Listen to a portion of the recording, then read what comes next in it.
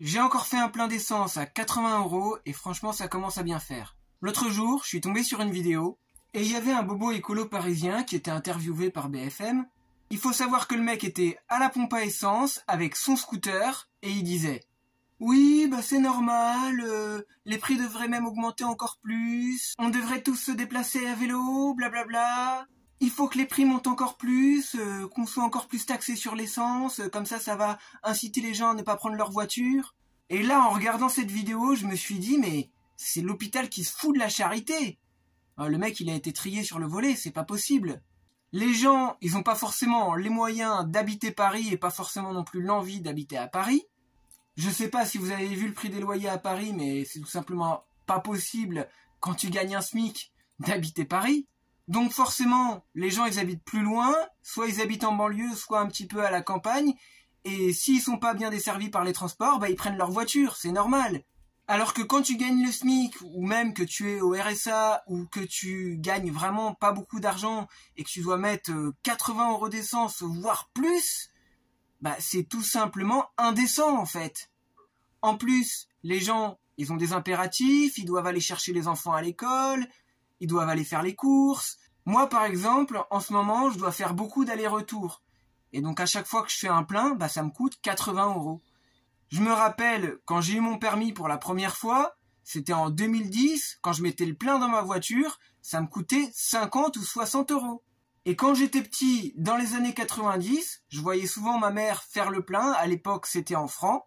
Je regardais souvent ma mère qui mettait le plein dans la voiture et combien elle payait. C'était 100 ou 200 francs. Et pourtant, à l'époque, c'était des voitures qui consommaient beaucoup plus de carburant. Et pour vous dire, il faut pas se leurrer. Augmenter les taxes sur l'essence, mettre des ZFE, les zones à faible émission de CO2, et vouloir forcer les gens à passer à la voiture électrique en mettant leur vieux véhicule à la casse, c'est une question d'argent. C'est pas une question d'écologie. C'est pour faire marcher les usines. Et ces gens-là savent très bien qu'on a besoin de notre voiture. Ça serait pas plus écologique de garder sa voiture le plus longtemps possible? Je me souviens en 2010, il y avait Anne Hidalgo qui était à la radio et qui disait « Oui, on fait exprès à Paris de créer des embouteillages pour pourrir la vie des automobilistes et pour les dégoûter de la voiture, pour qu'ils arrêtent de prendre la voiture. » Sauf que les gens, n'ayant pas le choix que de prendre leur voiture pour aller travailler, ou même les gens de toute façon dans le transport, ils ont besoin d'un véhicule utilitaire pour aller d'un point A à un point B. Au final, donc, ça crée des embouteillages. Donc forcément, ça fait consommer plus de carburant, donc plus de pollution. Anne Hidalgo qui disait « Voilà, on va tout faire pour retirer un maximum de places de stationnement pour que les automobilistes soient dégoûtés. » Mais au final, les gens, ils faisaient que tourner. Et le fait de tourner pour chercher une place pendant 2 heures, bah, ça fait consommer aussi plus de carburant.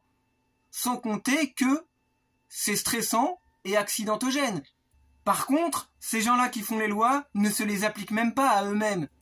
Et un plein d'essence à 80 ou 100 €, vous imaginez le trou dans le budget que c'est d'un couple ou d'une famille? C'est énorme.